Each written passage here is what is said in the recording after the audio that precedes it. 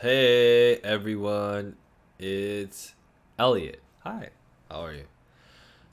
Today I'm going to be watching a video. I know I'm being a reaction channel. I'm surprised. It's despicable. I should be banned. I should be outlawed. But it's what I'm doing because I just want to have something on here where I get to share some feelings and some thoughts while reacting to content. And I think I'll enjoy doing it. I think you guys will enjoy seeing it. If you don't watch. Anyway, I recently decided to start watching Bo Burnham's Inside. I am a fan of Bo Burnham. I know his work. I've known his work for years. I watched both of his previous specials, which were quite popular on Netflix and other platforms. And I remember being obsessed with many of the songs from them. I remember Can't Handle This was like a big thing. And I know that Inside, his newest special, has been receiving rave reviews. Amazing reviews over the past, what has it been, 2 months? Something like that. But I never got myself to a point where I felt like watching it. It's just one of those things where when you have like a bit of a fast mind, it's hard for you to choose something to watch because everything moves too quickly. Today I decided I'm going to watch at least one clip from Inside. I've seen one other clip. I've seen Welcome to the Internet before. Thought it was very good, never followed up. But now I'm going to watch the song All Eyes on Me. And especially if I'm really resonating with it, which I get a sense that I might because I'm a little depressed right now. I will watch the rest of the special and let you guys know my thoughts on it, even though I'll be a little bit late because everybody has been talking about it for a long time. I like being late. I do, especially because I feel like now is a good time for me to get into it, and I'm not so swayed by like the hype machine necessarily. I'm an independent thinker destroying the internet with facts and logic. I think it's just a good time. So let's dial it up and see what I have to say on it. Here you go. So what I'm noticing so far, I know it's kind of annoying when people pause things in the middle of watching, but what I'm noticing so far is I love the blue light. I love the way that the shot is incredibly close up to where you can see all the different little blemishes and patterns on his skin. We can see exactly where his eyebrows start. I mean, it's just a beautiful shot. It's deeply intimate. It's dark, and the effect on his voice is unsettling. You know, it's a very interesting contrast between being so close and intimate, like you see everything about a person physically in their face, and then also getting this feeling of distortion because of the blue light filter and the effect on his voice, which is making it sound like low pitched. So really.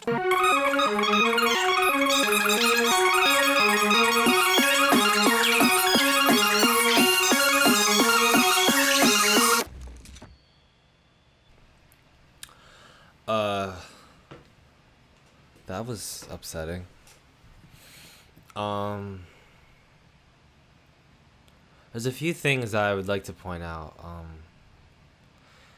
There's this really dissonant feeling that he's giving here of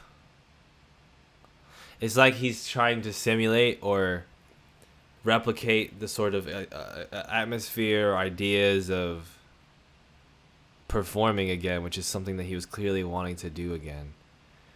I can honestly relate as somebody who loves to perform, and knowing how many artists have been really just dying to get on stage and connect with people. I mean, artists, man, they don't live very happy and easy lives all the time, and connecting with people on stage is really like the thing. And probably he was missing it a long time, although not doing it so much allowed him to concentrate on what was really causing him issues in his life.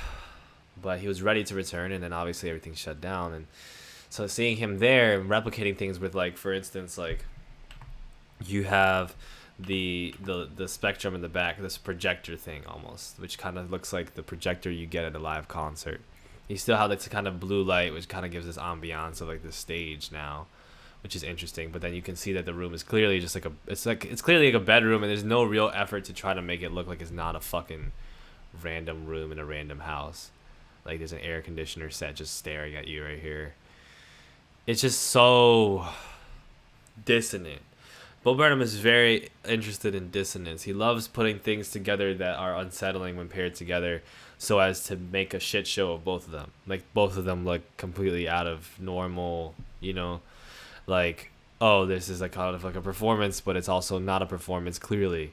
And you feel like an idiot either way, but he's also clearly referencing it. It's almost like a torturous experience with Bo, where it's like it really almost feels like he wants to hurt your feelings, Like I watch this and it's just like, fuck. It just makes me upset. Like, it just makes me upset. There's a lot of different messages that he's probably communicating that I'm not able to pick up on because I'm not super deep, but definitely the part where he picks up the camera too. He picks up the camera here.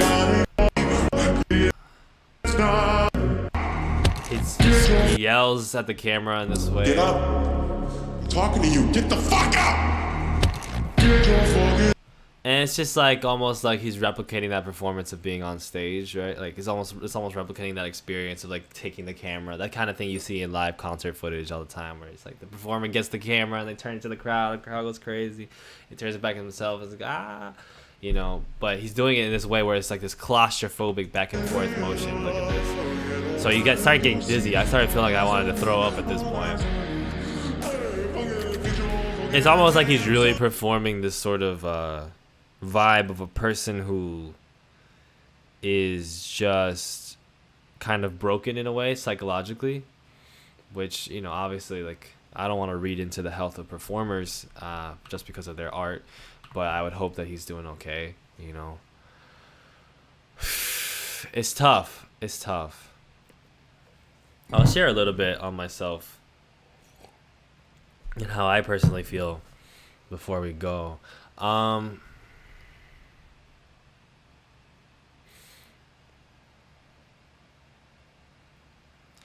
I have grown a little bit accustomed in my life to like that feeling of you're there but you're not there, and that feeling of like being very almost sarcastically close to something you want to be with, you want to be in, but so obviously not there. And I tend to be kind of optimistic, but I'm going through like a little period right now of depression just for like a couple of days, but I kind of go back and forth a lot. And usually this is sprung by this inactivity and this feeling like I have to do something because I'm not productive enough. I have this feeling like I'm not productive enough. I don't work hard enough. I don't do enough. And all these dreams that I have of, I'm going to, make X amount of money and do X amount of art, whatever, is like kind of looked at like in my mind as like this thing that's never going to happen.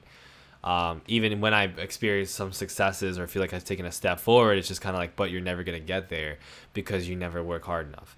And so when I have these periods of time where I'm really tired and, my brain just can't stick to any one thing, so it just kind of wants to sit for a while, I get this feeling constantly like, wow, like you're screwing up. And whoa, what a surprise, And I think one of the things that shake me about this song and this video is that feeling of, fuck, we're back to square one. I think that's one of the things that's really haunting, because if you listen to him, he doesn't put these speeches in just for no reason. You listen to him give this speech middle of the song, sort of explaining his situation and how he was to finally come back outside and perform after taking years off to sort of work on himself and his mental health and making significant progress, because he had dealt with these panic attacks, that he had dealt with this depression, right, that he's describing in the song, to where he was just like, I'm just going to quit performing. I can't do this anymore. I'm having panic attacks on stage. It's not good. And to have spent years like working through that, to where you feel like maybe finally it's time to step forward and do this. Maybe finally this thing has passed. at least in some way, where I can finally deal with the problem, or I can manage it. And then for that to finally be setting up, only for things completely out of your control to spiral into absolute chaos and force you now to stay inside, and force you now to make certain choices with your life, to constantly be sitting with yourself, to not be able to see people, to not be able to do the things you love to do at the same way. Then you end up probably going downhill in terms of your mental health for a while. I know a lot of us experience that, for that kind of spiraling downward during the pandemic. I experienced it to some degree. And when you experience that, and you've just come back from a place where you felt like you've conquered that, it's this you don't even want to call it humbling, because it's just so negative, it's just so like, wow, well, fuck it, like, just screw me then, like, I guess none of this was worth it. And that's one of the strongest things that depression does, is it reminds you that no matter what, your shadow's always going to follow you. And certain things about you that you hate, that you feel like you're going to climb like mountains and then get to the top of and then pass, and you're never going to have to deal with them again. No, they come back. When you have trauma, does the trauma ever go away? No, it stays. It scars you. And every now and then you remember it. And you remember traumas that you didn't even remember you had in the first place. You never get away from it fully. And I think for me, one of the things that I've kind of learned recently is to stop feeling like there's this set place that can take care of me, and this set goal that can be what I want. That as long as I reach it and I get it, then I will have made that progress and stepped away from my problems. To instead just feel like we're constantly like in this weightless, hopeless sphere, like floating, not able to control at all where we go or what happens to us. And to then just accept, okay, what am I in this moment? Who am I? What am I feeling? Where am I at? Is the way that you kind of, I don't want to say happiness or even contentment necessarily, but it's the way that you begin to find a type of self-love and find a type of inner peace where you just say, like, the thing that I desire is just never going to happen, and if it does happen, then it'll go away, because everything dies. There's nothing that stays perfect, and we're never going to get to this point where we reach the pinnacle. We're never going to get to this point where we climb above the thing that ails us. We just have to become acknowledgers of it and become friends with all of our ghosts, all of our demons, all the things around us. And I haven't watched the special, but I get a sense from what Bo does, making a whole special about being inside. It's called Inside, and all these commentaries about things going on in his mind and about this dark place that he's in. I think in a sense it's like that, where it's just like, well, this is who I am. This is where I'm at. And if I feel like doing something, then I'm just going to do something with what I have where I'm at. And if it comes out good, if it comes out bad, whatever. But this is what I'm expressing.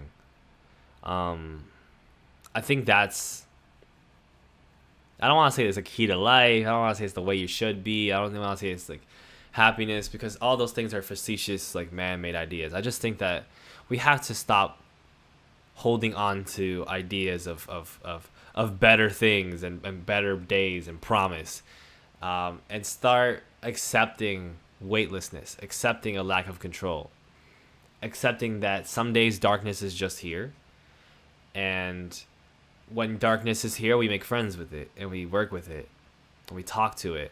And then when the darkness decides, okay, I'm going away now, and the brightness comes, then we appreciate it ever more, because it's like, we know we can't control it.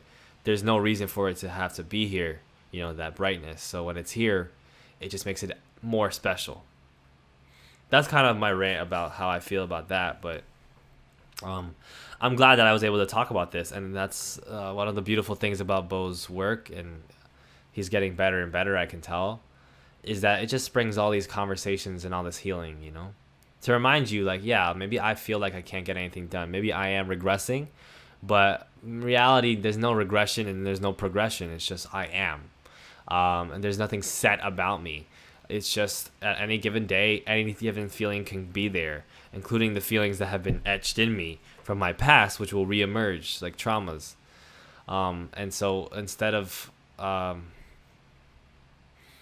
living in hope and hanging on to hope, we can accept hope as just something in the spectrum counterbalanced by hopelessness, and allow ourselves to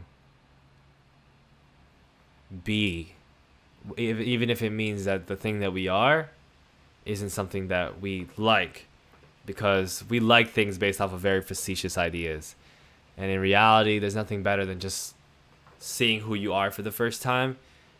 You know, even if it's something like, oh, I'm 6'2", I wish I was 6'5", but seeing yourself as being 6'2" for the first time and accepting it, and then being able to work right in that 6'2" area. This is a very weird metaphor. You know, that's just the kind of thing, right? That's the kind of thing that we all, I think, could benefit from looking at. I'll leave it there. Thanks for hanging out. Leave a comment. Let me know what you think. Let me know what you'd like me to react to. I like to react to music and stuff like that. And be good to yourself. You know? Take care of your brain, your mind. The same thing. That's the same thing.